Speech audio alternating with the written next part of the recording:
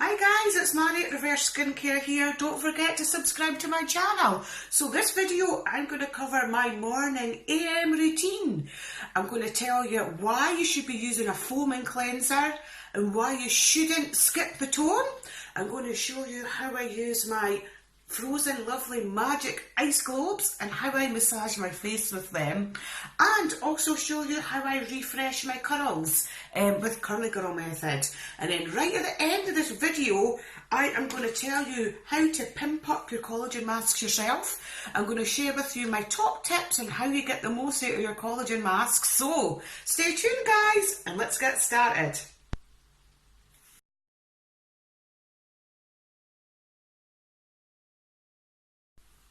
So this is my AM routine right now, the products I am using at the moment.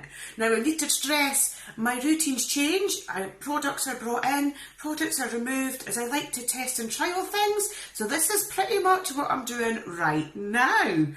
Okay, so cleansing. We all know we need to wash our face, don't we? But there's so many products out there. Now, what do we use? What I will cover first is if you are a more sensitive soul, if you have sensitive skin and you don't react well to a change in products or chopping and changing your products a lot, if your skin's not irritated by what you're using, if it ain't broke, don't fix it. Don't start bringing in lots of different products because it will irritate your skin. Everything that is in my routine, it's okay for me and it's what works for me. What works for one person might not work for another, as we're all unique and our skin is all different. Alright, so I like to use a foaming cleanser. Now, in the days before I was using a foaming cleanser, it was a scrub I was using. It was a Neutrogena visibly clearer blackhead scrub.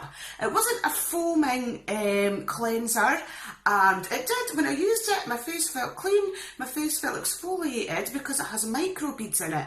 But of course we now know microbeads are not great for the environment, and I think they are actually going to be getting phased out of products.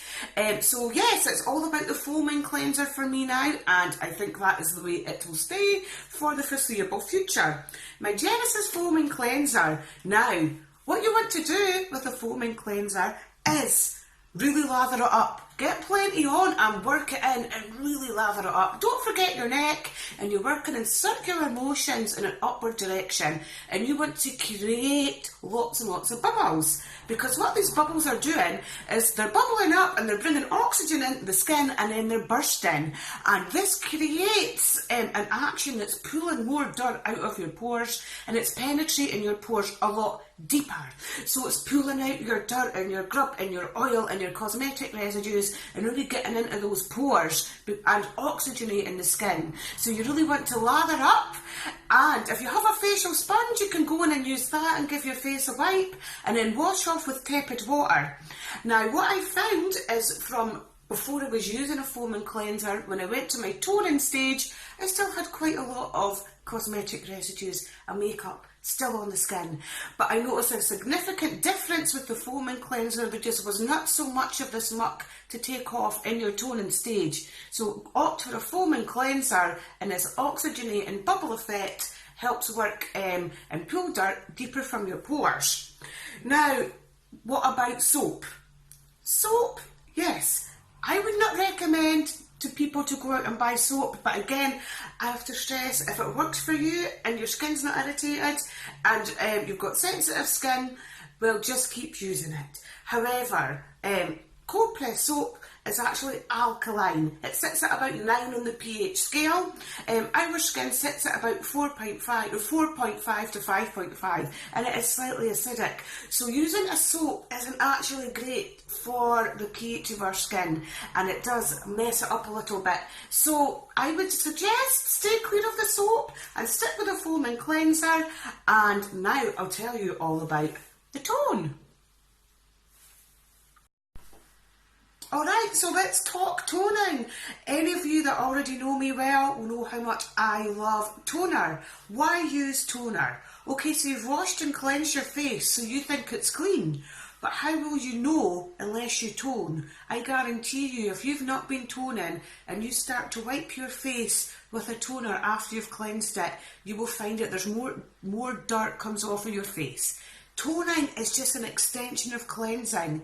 It helps cut through the dirt, and when you cleanse your face, you actually leave some residues on there from your cleanser. So a toner will help cut through these residues and help clean your face. Also, toner helps prep for the next step in your routine. It helps your skin become a lot more receptive to your serums and your moisturisers. So your skin's going to help absorb these a lot better after you've prepped it with a toner.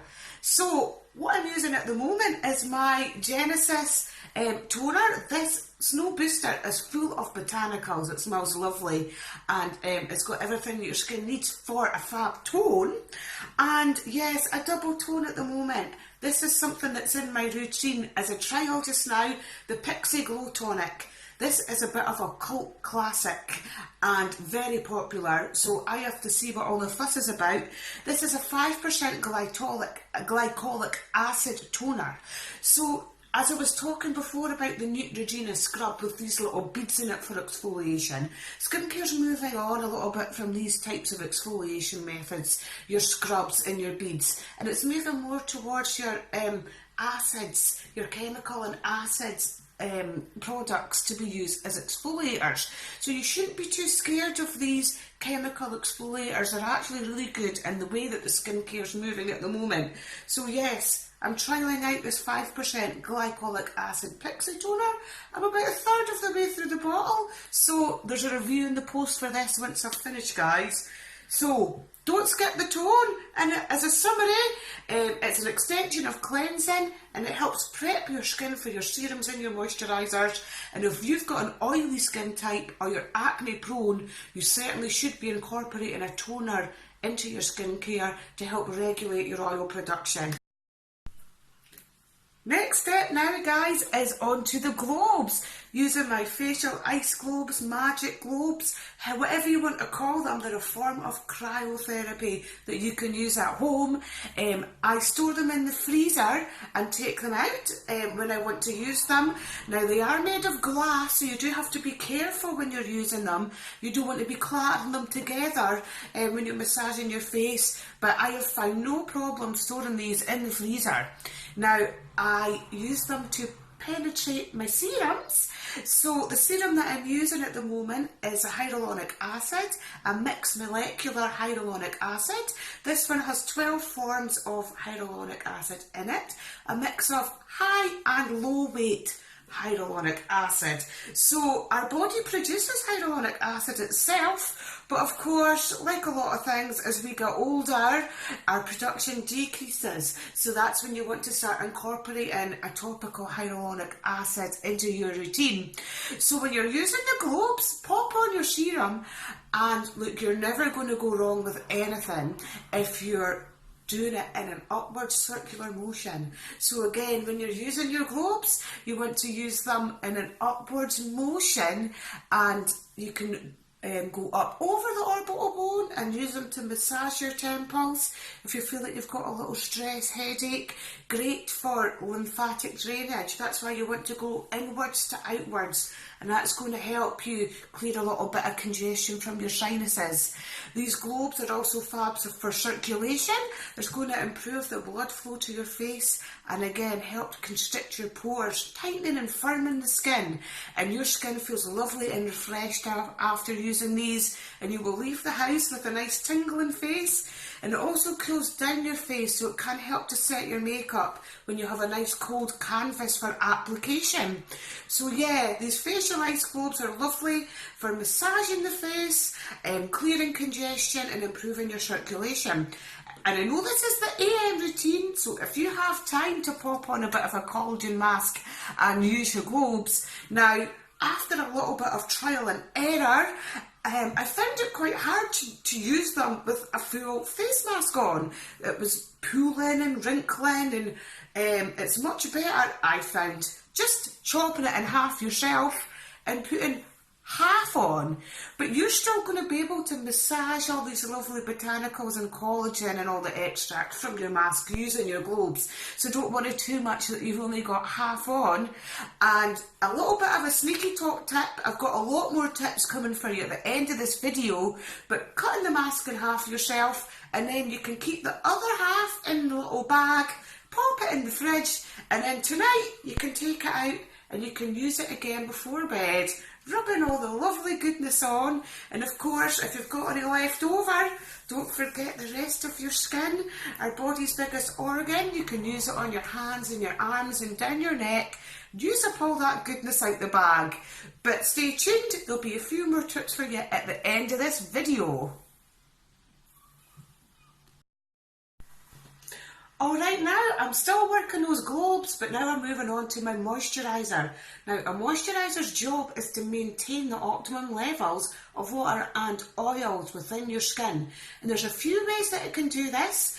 It can lock in the moisture that's there, the water molecules that's in your skin, and attract them. And it also can use lipids to fill in the cracks. It's really wanting to stop the escape of moisture from your skin. Now, a moisturiser can be a cream, a lotion, an oil, or a serum, but what I'm using is my Genesis multifunctional SPF moisturiser. It's a factor 40.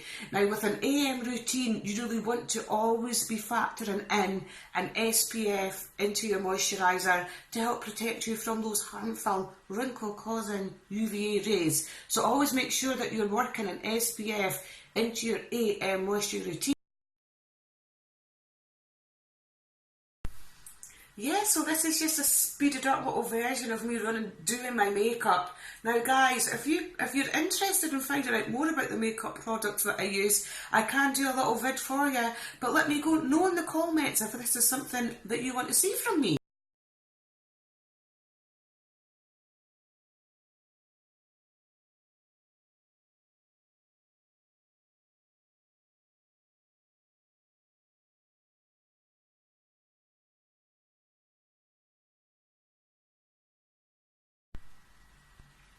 Guys, I've got a few other videos there about the Curly Girl method. I have been doing the Curly Girl method for about 2.5 months. You might want to check out some of my other videos about my first month doing the Curly Girl hair method and a little bit more about the jargon explained. But here is a quick snippet of how I refresh my hair. Now, refreshing is what you do on a day where you don't wash your hair. So my hair was in a pineapple. Pineapple is what you do is you sleep with your hair in a pineapple overnight to try and protect your curls. So I'm just pulling out my pineapple, giving my hair a shake, and what is in that blue water bottle is just water. You're just spraying some water over my curls, spraying it in, dampening my curls, and then I go in with the Curly Girl method frizz serum. So I put a good bit of frizz serum in, and then it's praying hands. I use praying hands again to work the product up through the hair, and that is me just giving my hair a quick refresh, and that is a refresh day 1. I washed my hair the day before, so that makes it refresh day 1 for my curls. Okay, so here's a little summary of what we've covered there. You want to be working on a foaming cleanser to help kick out and give your pores a deep clean. And then you want to move on to toning. Now, toning is an extension of cleansing. It's going to help you take away the residues from your cleanser and help prep your skin for your moisturiser. Then moving on to working in using your globes, you want to use your serum, hyaluronic acid, and your globes will help with your product penetration of this. And your moisturiser should include an SPF of a high factor to help protect you from your UVA rays. And then you can have a quick look at my next videos if you're interested in the Curly Girl method and how I refresh my curls. Now, you've stayed tuned this long, so it's time to move on to my top collagen mask tips and how you can get the most bang from your buck. Alright guys, top tip number 1 for your collagen mask is don't be scared to pimp them up yourself. You can open the bag and add little bits and bobs. For example, having a bit of a breakout, you could add a couple of drops of tea tree oil in and give it a shake around and pop it on, and that would be a great anti-inflammatory and antibacterial if you're suffering from breakouts. Don't go daft. You don't want to have your eyes streaming from the tea tree oil, but 1 or 2 little drops of tea tree oil into the bag and a shake would be a great for breakouts. So you can add little things to the masks, give them a shake. So, if you've got a special event, here's a good top tip number 2. Wear a collagen mask before your makeup application. This is going to hydrate the skin and plump it out. So when you are ready to put your makeup on, your skin's already hydrated and plump, and it's going to help your makeup sit a lot better. And then top tip number 3, you can keep your collagen masks in the fridge. And then you can take them out and they're going to be that extra bit refreshing and cooling and hydrating and just a lovely refreshing way to use your mask. So that's a few top tips for you to get the most out of your collagen.